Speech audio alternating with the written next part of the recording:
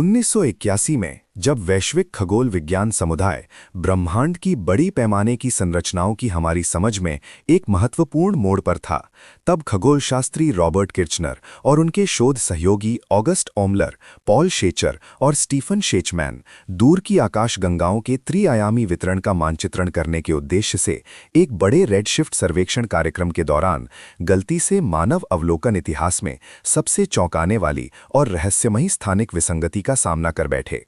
इस ऐतिहासिक शोध के परिणाम मूल रूप से दी एस्ट्रोफिजिकल जर्नल में प्रकाशित हुए थे, जिसका शीर्षक वैज्ञानिकों की विशिष्ट सावधानी और संयम के साथ पूछता था, क्या बूट्स तारामंडल में 1 मिलियन क्यूबिक मेगापार्सेक आयतन का शून्य मौजूद है? हालांकि अवलोकन डेटा के क्रमिक संचय और क्रॉस सत्यापन के साथ इस क्षेत्र को, जिसे बाद में आधिकारिक तौर पर बूट्स वॉइड नाम दिया गया, अपनी कल्पना से परे बंजर पैमाने से उस समय के भौतिक ब्रह्मांड विज्ञान में पदार्थ के समान वितरण की मूलभूत धारणाओं को पूरी तरह से उलट दिया। बूट्स वॉइड उत्तरी खगोलीय गोलार्ध में बूट्स तारामंडल की गहराई में स्थित है। इसके केंद्र के निर्देशांक लगभग 14 घंटे 50 मिनट विषुवदंश राइट असेंशन और 46 डिग्री क्रांति डेक्लिनेशन पर है, और ये पृथ्वी से लगभग 700 मिलियन प्रकाश वर्ष दूर है रहा है।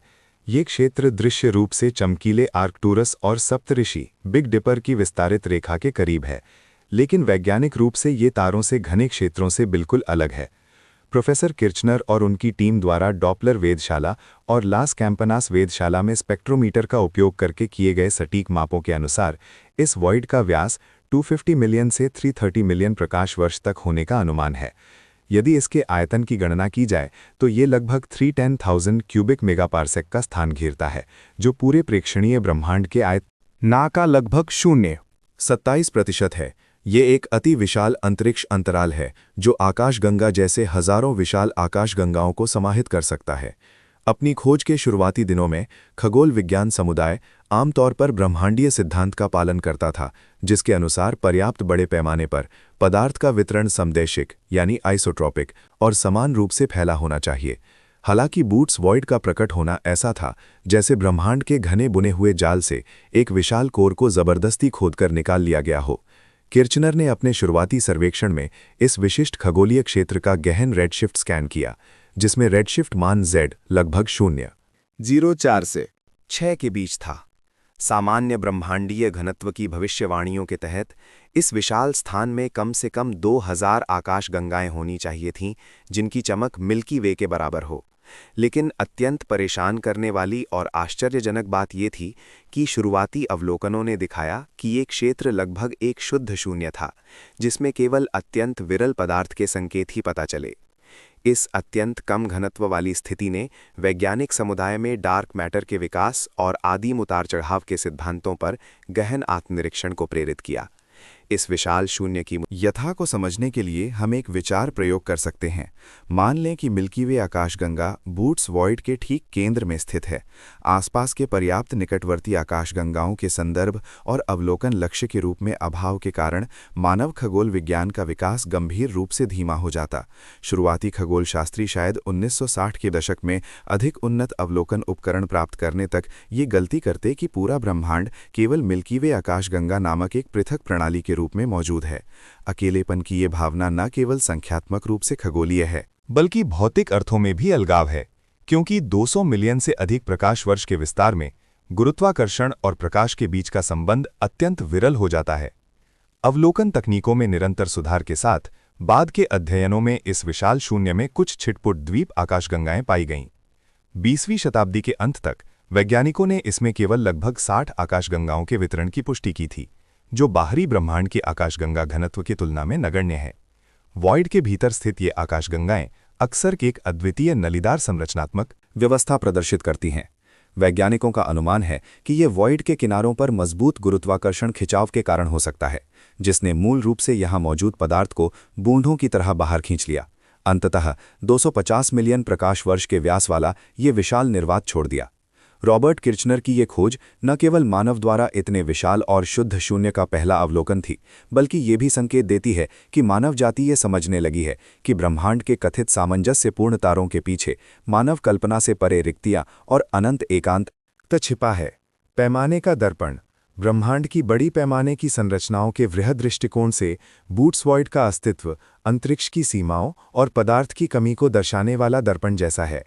इस क्षेत्र को, जिसे खगोल विज्ञान समुदाय में आमतौर पर महान शून्य के रूप में जाना जाता है, इसके खगोलीय निर्देशांक बूट्स तारामंडल की दिशा में लगभग 14 घंटे 50 मिनट विषुवदांश राइट असेंशन और +46 डिग्री क्रांति डिक्लिनेशन पर स्थित हैं। भौतिक आयामों के संदर्भ में ये लगभग 250 मिलियन से 330 मिलियन प्रकाश वर्ष के व्यास वाला लगभग गोलाकार विशाल स्थान है, जिसका अनुमानित आयतन लगभग 3,10,000 क्यूबिक मेगापार्सेक है और ये प्रेक्षणीय ब्रह्मांड के एक अत्यंत महत्वपूर्ण क्षेत्र पर कब्जा करता है। इस स्थान की विशालता को मापने के लिए हम एक पैमाने पर तुलना कर सकते हैं।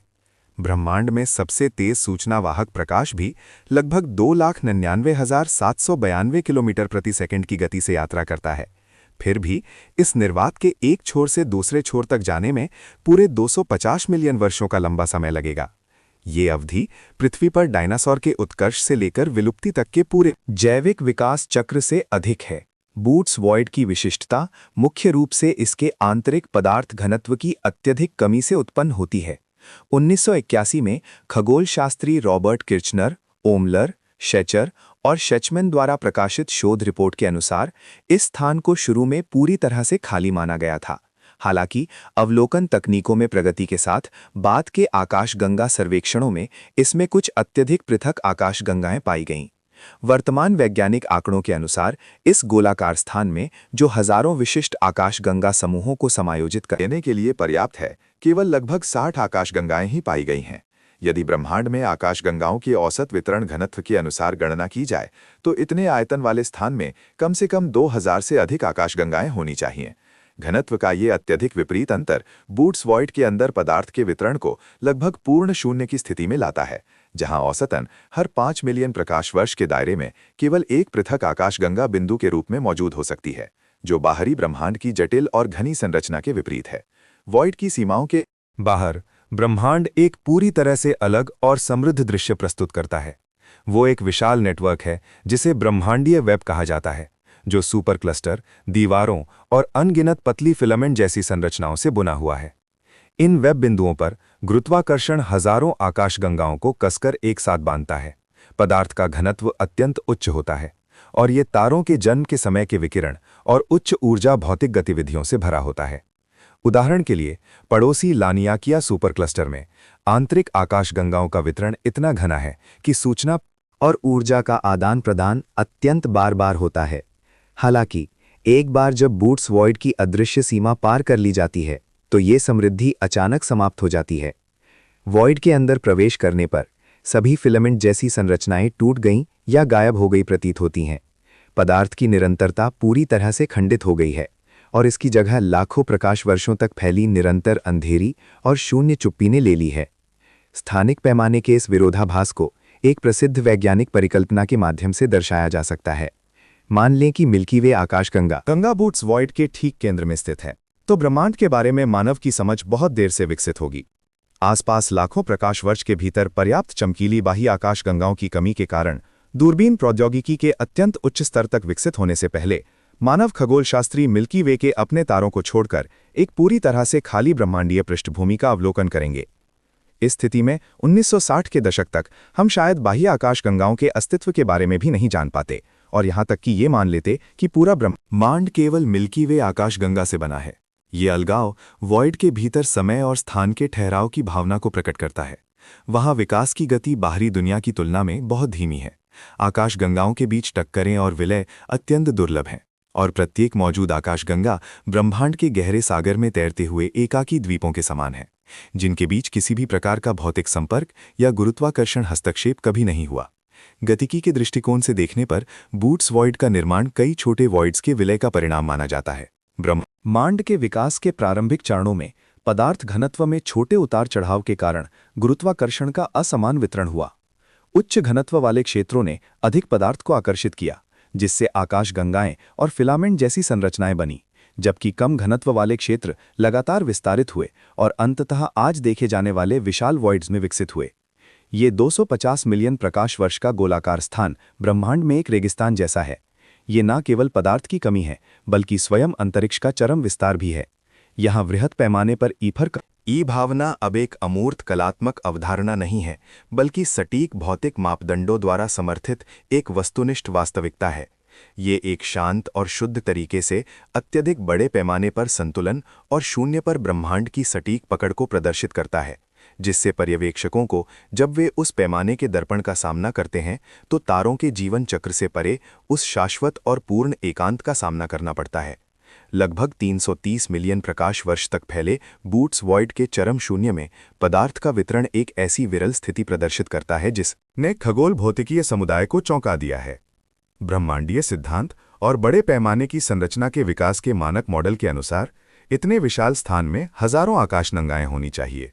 हालांकि वास्तविक अवलोकन डेटा में चरम शून्य नामक ये क्षेत्र केवल अत्यंत दुर्लभ सदस्यों से बिखरा हुआ है। खगोलशास्त्री रॉबर्ट किर्चनर और उनकी शोध टीम द्वारा 1981 में इस वॉइड की पहली खोज और उसके बाद 1987 में रेडशिफ्ट सर्वेक्षण तकनीक का उपयोग करके इसकी आगे की पुष्टि के बाद ही वैज्ञानिक समुदाय धीरे धीरे ये महसूस करने लगा कि 250 में 9 प्रकाश वर्ष से अधिक व्यास वाले इस गोलाकार क्षेत्र में वर्तमान में केवल लगभग 60 पृथक आकाशगंगाएं ही देखी गई हैं। ये घनत्व ब्रह्मांड के औसत मान के 1000वें हिस्से से भी बहुत कम है। वॉइड के भीतर बची हुई इन आकाशगंगाओं को वैज्ञानिकों ने वॉइड आकाशगंगाएं नाम दिया है। वे असीम अंधेरे महासागर में तैरते हुए एकाकी द्वीपों के समान हैं, जिनके बीच की दूरी इतनी अधिक है कि वो मानव इंद्रियों की कल्पना की सीमाओं से परे हैं। इनमें से सबसे प्रसिद्ध मामलों में से एक आकाशगंगा MCG+0102-015 है, जिसे अकादमिक समुदाय वारा ब्रह्मांड की सबसे अकेली आकाशगंगाओं में से एक माना जाता है। ये बूट्स वॉइड की गहराई में स्थित है और इसके आसपास लाखों प्रकाश वर्ष के दायरे में लगभग कोई पड़ोसी नहीं है। यदि मिल्की वे आकाशगंगा को संदर्भ बिंदु के रूप में लिया जाए और यदि मिल्की वे उस आकाशगंगा के केंद्र में होती, तो मानव जाति शायद 1960 के दशक में अत्यंत उन्नत ऑप्टिकल अवलोकन तकनीकों के विकास तक ये गलती करती कि पूरा ब्रह्मांड केवल एक ही आकाशगंगा से बना है। इन द्वीप आकाशगंगाओं का विकास पथ उन आकाशगंगाओं से बिल्कुल अलग है जो आकाशगंगा समूहों में स्थित हैं और लगातार परस्पर क्रिया करती हैं। पदार्थ से घनी आकाशगंगा की दीवारों या सुपर क्लस्टर्स के भीतर आकाशगंगाएं शक्तिशाली गुरुत्वाकर्षण ज्वारीय बलों के माध्यम से पदार्थ का आदान प्रदान करती हैं। बार बार होने वाली टक्करें और विलय तारों के जन्म की तीव्र लहरों को ट्रिगर करते हैं और अंततः आकाशगंगाओं के आकार को बदलते हैं, उन्हें सर्पिल आकाशगंगाओं से अंडाकार आकाशगंगाओं में परिवर्तित करते हैं। हालांकि बूट्स वॉइड के भीतर की आकाशगंगाएं अरबों वर्षों तक पूर्ण शांत विकास की स्थिति में रहती हैं। उनमें बाहरी गुरुत्वाकर्षण हस्तक्षेप की कमी होती है और ना ही पड़ोसी आकाशगंगाओं से ठंडी गैस का प्रवाह होता है। ये चरम अलगाव उन्हें ब्रह्मांड के प्रारंभिक काल की अधिक आदिम भौतिक विशेषताओं को बनाए रखने में सक्षम बनाता है। उनकी तारा निर्माण प्रक्रिया अत्यंत धीमी और स्थिर होती है और वे अक्सर अधिक शुद्ध डिस्क जैसी संरचनाएं प्रदर्शित करती हैं, मानो ब्रह्मांड ने विकास के रंगमंच में जानबूझकर छोड़े गए स्थिर नमूने हों। Slow and digital sky survey SDSS के डेटा विश्लेषण के माध्यम से वैज्ञानिकों ने पाया है कि इन वॉइड आकाशगंगाओं में आमतौर पर तटस्थ हाइड्रोजन की मात्रा अधिक होती है, जिसका अर्थ है कि उन्होंने अभी तक अपने आंतरिक तारा निर्माण सामग्री को समाप्त नहीं किया है और उनका रासायनिक विकास स्तर आमतौर पर घने क्षेत्रों की आकाशगंगाओं की तुलना में कम होता है। ये घटना दर्शाती है कि शून्य की पृष्ठभूमि में तारों का जन्म बाहरी टक्करों के उत्प्रेरक पर निर्भर नहीं करता, बल्कि आकाशगंगा के स्वयं के कमजोर और धीमे गुरुत्वाकर्षण संकुचन पर निर्भर करता है। इसके अतिरिक्त कुछ अग्रणी शोध बताते हैं कि बूट्स वॉइड के भीतर आकाशगंगाओं का वितरण पूरी तरह से यादृच्छिक नहीं है, बल्कि एक अत्यंत कमजोर, मुश्किल से पता लगने वाले ब्रह्मांडीय फिलामेंट्स के साथ संरेखित है। ये फिलामेंट्स एक विरल मकड़ी के जाले की तरह लाखों प्रकाश वर्ष के वॉइड में फैले हुए हैं, जो इन अनाथ आकाशगंगाओं को पदार्थ के अत्यंत सूक्ष्म प्रवाह की आपूर्ति प्रदान करते हैं। पृष्ठभूमि विकिरण हस्तक्षेप और गुरुत्वाकर्षण तरंगों के विक्षोभ की कमी वाले इस वातावरण में इन आकाशगंगाओं के आंतरिक गुरुत्वाकर्षण क्षेत्र उच्च स्तर की समरूपता और स्थिरता बनाए रखते हैं। उनका अस्तित्व स्वयं एक अत्यंत विरल वातावरण में सामान्य सापेक्षता के प्रदर्शन का एक अवलोकन अभ्यास है। पृथ्वी पर पर्यवेक्षकों के लिए इन आकाशगंगाओं से निकलने वाली प्रकाश किरणें वॉइड के लंबे स्थान से गुजरते समय गुरुत्वाकर्षण लेंसिंग प्रभाव से शायद ही कभी विकृत होती हैं, जो एक सबसे सीधा, बिना अपवर्तित मूल स्वरूप प्रस्तुत करती हैं। हालांकि ठीक इसी चरम एकांत के कारण इन आकाशगंगाओं के भीतर संभावित सभ्यताएं, यदि वे मौजूद हैं, एक अत्यंत निराशाजनक ब्रह्मांडीय चित्र का सामना करेंगी। उनके रात के आकाश में अपनी आकाशगंगा के तारों को छोड़कर जहां तक नजर जाती है वो शाश्वत पूर्ण अंधेरा है। कोई अन्य आकाशगंगा का मंद प्रकाश नहीं है, कोई परस्पर क्रिया का संकेत नहीं है, केवल लाखों प्रकाश वर्षों तक फैली चुप्पी है। एकांत की ये भावना बूट्स वॉइड के भीतर आकाशगंगाओं के सार को परिभाषित करती है, जिससे वे ब्रह्मांड में सबसे शुद्ध और पृथक विकासवादी द्वीप बन जाती हैं। विकास पथ, वॉइड के निर्माण तंत्र का पता लगाना। बूट्स वॉइड का निर्माण कोई अचानक या आकस्मिक घटना नहीं है, बल्कि बिग बैंग के बाद अरबों वर्षों की लंबी अवधि में अत्यंत छोटे घनत्व के विक्षोभ और गुरुत्वाकर्षण की परस्पर क्रिया के माध्यम से अंततः बड़े पैमाने की संरचनाओं में निर्मित होने का परिणाम है। ब्रह्मांडीय माइक्रोवेव पृष्ठभूमि सीएमबी विकिरण के अवलोकन डेटा से पता चलता है कि हालांकि प्रारंभिक ब्रह्मांड में पदार्थ का वितरण अत्यंत समान था, लेकिन 10,000वें हिस्से के परिमाण स्तर पर छोटे क्वांटम उतार चढ़ाव मौजूद थे। घनत्व की ये सूक्ष्म असमानताएं बाद में ब्रह्मांड की सभी संरचनाओं का प्रारंभिक रूप बन गई। गुरुत्वाकर्षण अस्थिरता से प्रेरित होकर पदार्थ गुरुत्वाकर्षण के खिंचाव के तहत कम घनत्व वाले क्षेत्रों से लगातार उच्च घनत्व वाली फिलामेंट जैसी संरचनाओं और आकाशगंगा समूहों के केंद्रों की ओर बहता गया। इस प्रक्रिया को खगोल भौतिकविदों द्वारा गुरुत्वाकर्षण ड्रेनेज प्रभाव के रूप में वर्णित किया गया है, जिसका अर्थ है कि वॉइड के प्रारंभिक क्षेत्रों में स्थित बैरियोनिक पदार्थ और डार्क मैटर को आसपास के अधिक शक्तिशाली गुरुत्वाकर्षण विभव कुओं द्वारा अवशोषित कर लिया गया, जिससे ये क्षेत्र धीरे धीरे खाली हो गए। हालांकि बूट्स वॉइड जैसी 200 मिलियन से 330 मिलियन प्रकाश वर्ष के व्यास वाली विशाल संरचनाओं के निर्माण तंत्र में वॉइड पदानुक्रमित विकास नामक एक जटिल प्रक्रिया भी शामिल है। ब्रह्मांड के विकास के प्रारंभिक चरणों में अंतरिक्ष में अनगिनत छोटे नवजात वॉइड्स बिखरे हुए थे। जैसे जैसे ब्रह्मांड का विस्तार जारी रहा, इन छोटे वॉइड्स की सीमाएं लगातार बाहर की ओर बढ़ती गईं। वॉइड के भीतर पदार्थ की कमी के कारण इसका स्थानीय गुरुत्वाकर्षण डंपिंग औसत स्तर से बहुत कम होता है, जिसके परिणामस्वरूप वॉइड क्षेत्रों में विस्तार की गति कुछ हद तक ब्रह्मांड की औसत विस्तार दर से तेज होती है। जब कई पड़ोसी छोटे वॉइड्स विस्तार के दौरान एक दूसरे के संपर्क में आते हैं, तो उनकी सीमाओं का समर्थन करने वाले पदार्थ के फिलामेंट्स गुरुत्वाकर्षण खिंचाव के कारण बिखर जाते हैं या दूर के नोड्स की ओर खींच लिए जाते हैं। वॉइड विलय की ये घटना बुलबुले के विस्तार के दौरान बड़े बुलबुले में समाहित होने के समान है। अंततः बिखरे हुए नकारात्मक स्थान को लाखों प्रकाश वर्षों तक फैले एक चरम शून्य में एकीकृत करती है। बूट्स वॉइड के भीतर आकाशगंगाओं का अत्यंत विरल वितरण इस विलय तंत्र की जटिलता की पुष्टि करता है।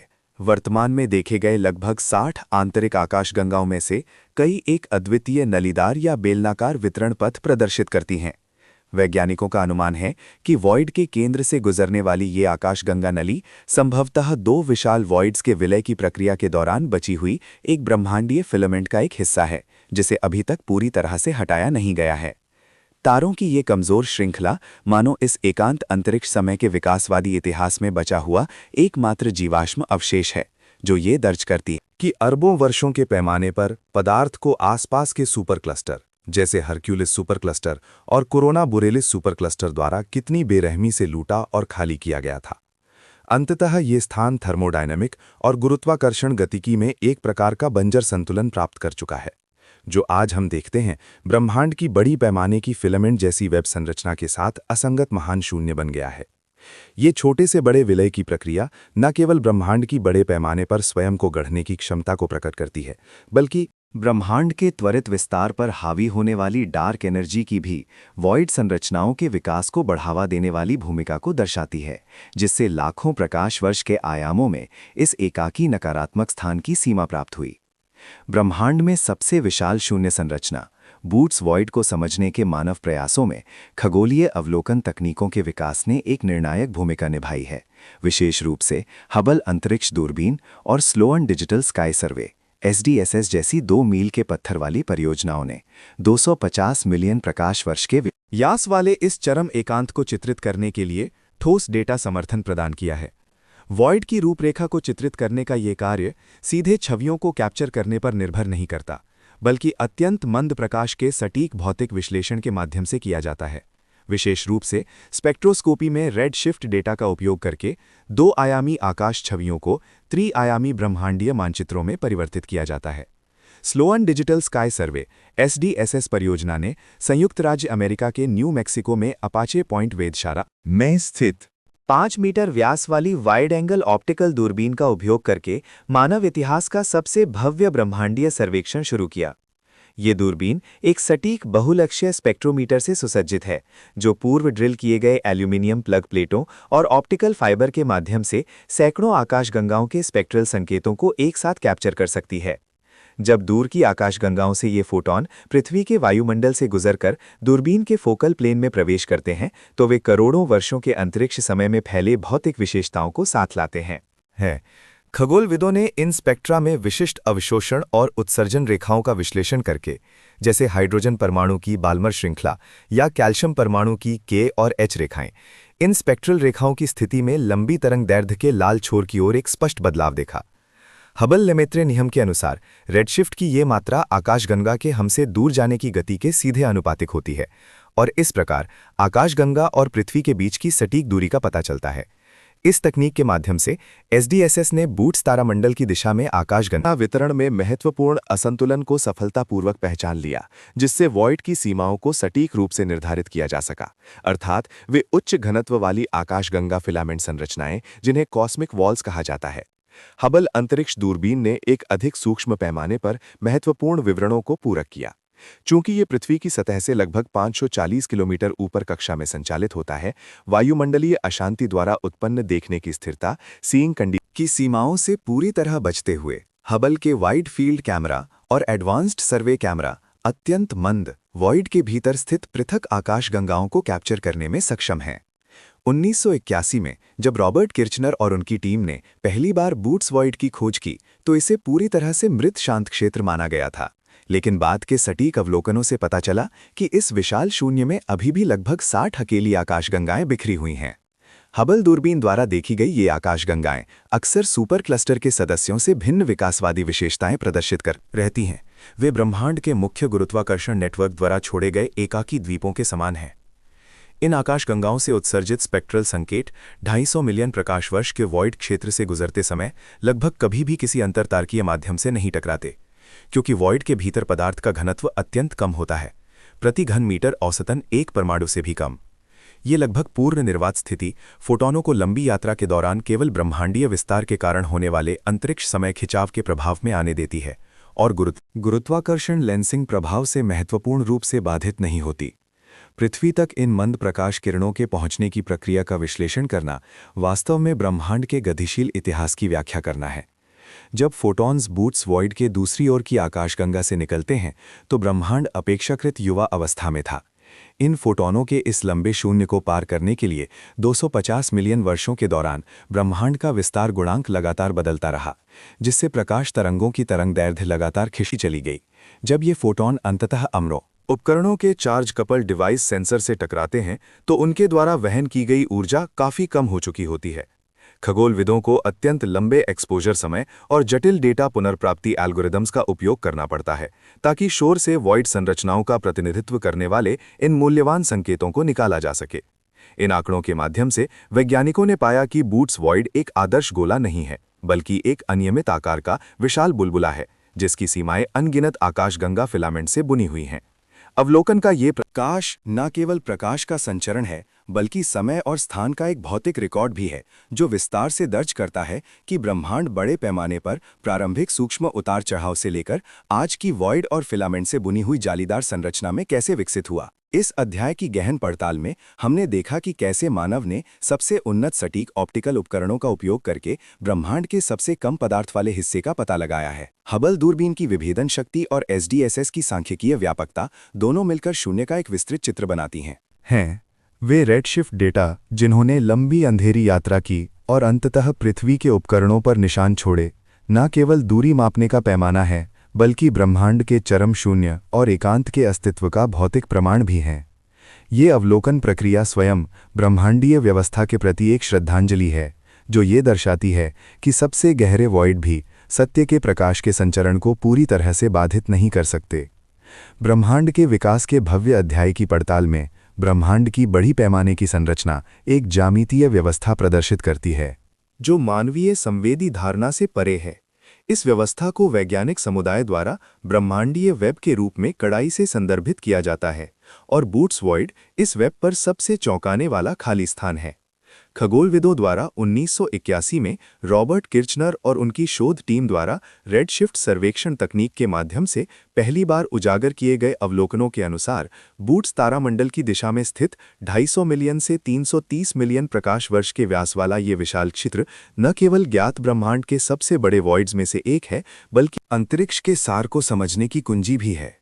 ब्रह्मांडीय विकास गतिकी के दृष्टिकोण से देखने पर ब्रह्मांड में पदार्थ समान रूप से वितरित नहीं होता है, बल्कि गुरुत्वाकर्षण के लंबे समय तक चलने वाली परस्पर क्रियाओं के तहत हाइड्रोजन, हीलियम और डार्क मैटर को पतली फिलामेंट जैसी संरचनाओं और मिलते हुए नोड्स की ओर खींचा जाता है, जिससे अनगिनत आकाशगंगाओं को जन्म देने वाले सुपर क्लस्टर बनते हैं।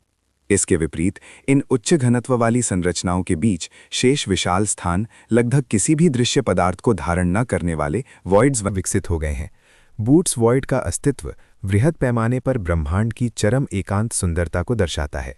ये सुंदरता तारों की चमक से नहीं आती, बल्कि लाखों प्रकाश वर्षों तक फैले उस पूर्ण शून्य और शांति से आती है। मानक ब्रह्मांडीय मॉडल में यदि इस क्षेत्र पर समान आयतन के औसत ब्रह्मांडीय घनत्व को लागू किया जाता तो लगभग 10,000 से अधिक आकाशगंगाएं होनी चाहिए थीं। हालांकि अब तक खगोलविदों ने इसमें केवल लगभग 60 पृथक आकाशगंगाओं का ही पता लगाया है। घनत्व की ये चरम कमी वॉइड के भीतर के स्थान को लगभग पूर्ण समरूपता और शुद्धता प्रदान करती है। यदि एक पर्यवेक्षक बूट्स वॉइड के केंद्र बिंदु पर खड़ा होता है और किसी भी दिशा में देखता है तो उसे लाखों प्रकाश वर्ष तक फैले अंधेरे का सामना करना पड़ेगा। सबसे शक्तिशाली ऑप्टिकल अवलोकन उपकरण होने पर भी उस शाश्वत शून्य में तारों के प्रकाश का कोई निशान खोजना मुश्किल होगा। ये चरम भौतिक वातावरण मानव को अंतरिक्ष की परिभाषा पर पुनर्विचार करने के लिए मजबूर करता है। अंतरिक्ष केवल पदार्थ की गति का एक पात्र नहीं है, बल्कि इसका स्वयं एक गहरा भौतिक अर्थ है। वॉइड्स ब्रह्मांडीय माइक्रोवेव पृष्ठभूमि विकिरण में सूक्ष्म उतार चढ़ाव के अरबों वर्षों के विस्तार का परिणाम है और ब्रह्मांडीय टोपोलॉजी का एक अविभाज्य घटक है। वॉइड की संरचनात्मक विशेषताओं का गहन विश्लेषण करने पर हम पाते हैं कि इसकी रूपात्मक विशेषताएं एक साबुन के बुलबुले जैसी गतिशील संरचना प्रदर्शित करती हैं। ये साबुन का बुलबुला मॉडल ब्रह्मांड की बड़ी पैमाने की संरचनाओं के निर्माण तंत्र की पूरी तरह से व्याख्या करता है। गुरुत्वाकर्षण की निरंतर क्रिया के तहत पदार्थ वॉइड के केंद्र से किनारों पर स्थित फिलामेंट जैसी संरचनाओं की ओर बढ़ता है, जिससे वॉइड का लगातार विस्तार होता है, जबकि किनारों पर आकाशगंगा घनत्व बढ़ता जाता है। ये प्रक्रिया न केवल ब्रह्मांड के दृश्य परिदृश्य को आकार देती है, बल्कि आकाशगंगाओं के विकास पथ को भी गहराई से प्रभावित करती है। बूट्स वॉइड के भीतर के उन बहुत कम अनाथ आकाशगंगाओं में बाहरी पदार्थ के साथ गुरुत्वाकर्षण की परस्पर क्रिया और आकाशगंगा विलय के अवसरों की कमी के कारण वे अक्सर अपनी सबसे आदिम और शुद्ध भौतिक स्थिति बनाए रखती हैं, मानो समय की नदी में भूले हुए द्वीप हों। ये आकाशगंगाएं अंतहीन खालीपन में चुपचाप घूमती हैं। उनके आसपास पड़ोसी आकाशगंगाओं का कोई ज्वारीय हस्तक्षेप नहीं होता, न ही गर्म निहारिकाओं की कोई तीव्र टक्कर होती है।